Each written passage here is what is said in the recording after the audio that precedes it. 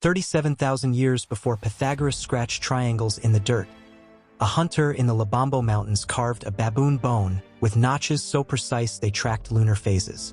This wasn't just a stick. It was the world's oldest calculator, born in African soil. So why does your textbook crown Greece as the cradle of math? The answer isn't ignorance. It's erasure, a deliberate centuries-long theft of black genius that started with fire and ended with lies. Picture the pre-colonial African continent, alive with innovation. In Timbuktu, the air hums with the soft click of astrolabes in observatories, where scholars in flowing robes chart stars with precision that rivals modern telescopes. The city's libraries hold 700,000 manuscripts, parchment stacked floor to ceiling, inked with equations, star maps, and surgical techniques. Travel south to Great Zimbabwe, where stone towers align perfectly with solstices, their builders weaving astronomy into architecture.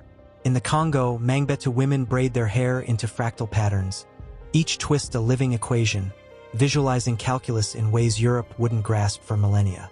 This was no primitive land. This was a network of brilliance, where math wasn't abstract. It was carved into bones, woven into hair, built into walls.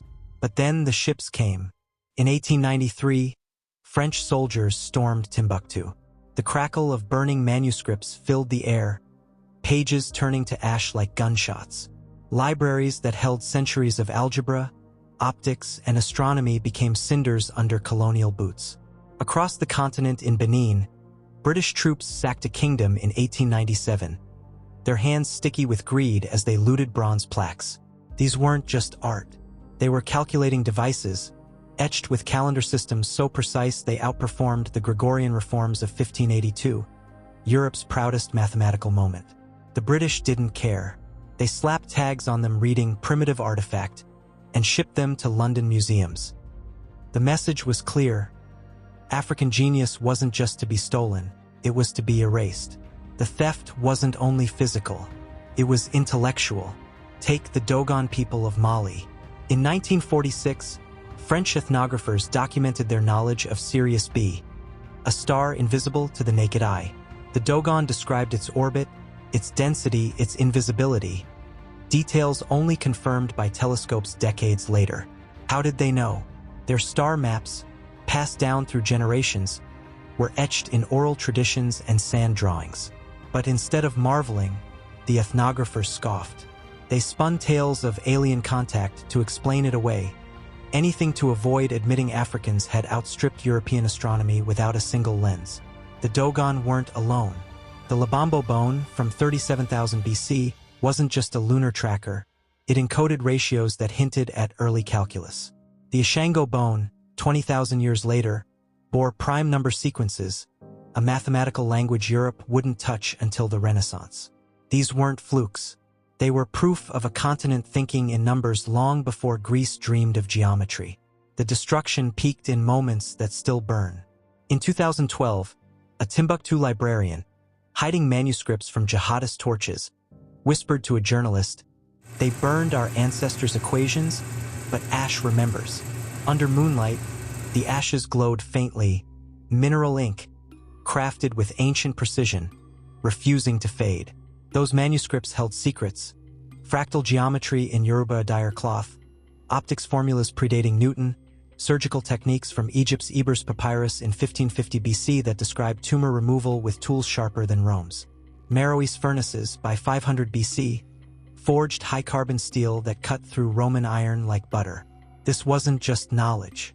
It was supremacy systematically buried. Let's pause on Benin. Those bronze plaques, now gathering dust in British vaults, weren't just calendars. They were computational masterpieces. Each groove and curve mapped lunar cycles and equinoxes with an accuracy that shamed Europe's clumsy 16th century reforms. The British called them ritual objects, but a 1921 museum memo, buried in archives, tells the truth: call the Benin bronzes fetishes.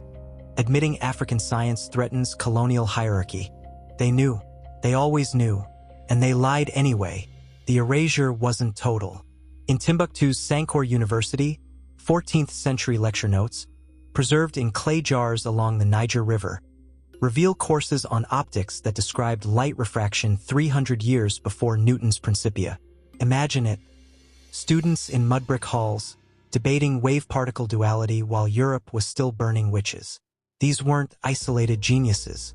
This was a system, a curriculum, a culture, where math and science weren't just tools but art forms, woven into the fabric of life. Yet the story doesn't end in ashes. There's a dip, a moment of quiet defiance. In 2018, South African teens, armed with nothing but Dogon star maps and cheap telescopes, won a NASA competition for mapping asteroid orbits. Their ancestors' knowledge, dismissed as myth, outshone MIT's algorithms. The judges were stunned. The kids weren't. They knew their heritage wasn't folklore, it was data. Now, the resolution is rising. Modern tech is clawing back what was lost. AI is reconstructing Timbuktu's burned manuscripts, pixel by pixel, revealing fractal geometry in Yoruba art patterns that encode equations for chaos theory, centuries before Mandelbrot. In Nigeria, coders are digitizing Benin's bronze algorithms, proving they calculated tides and harvests with a precision that rivals today's software. Across the continent, archaeologists are unearthing tools like the Ashango bone, its prime numbers whispering truths Europe ignored. The evidence was never gone. It was just waiting. But here's the cliffhanger. The most damning proof wasn't even stolen. It's sitting in plain sight in the British Museum, the Louvre, the Smithsonian. Those fetishes and artifacts are calculators, star maps, surgical guides. The labels lie, but the objects don't. Every notch on the Lubombo bone, every curve in a Benin bronze, every glowing speck of Timbuktu's ash screams the same truth. Africa didn't just invent math, it perfected it. And the world's been catching up ever since. The sound of those astrolabes still echoes in Timbuktu's empty observatories, faint but unbroken. The sight of Mangbeta fractals, braided into hair, dances in the sun. The fury of burned libraries fuels a question. How much further would we be if they hadn't tried to erase us? The answer isn't in the past. It's in the hands of coders, kids with star maps, AI piecing together what fire couldn't destroy. The genius was never lost. It was just waiting for us to remember.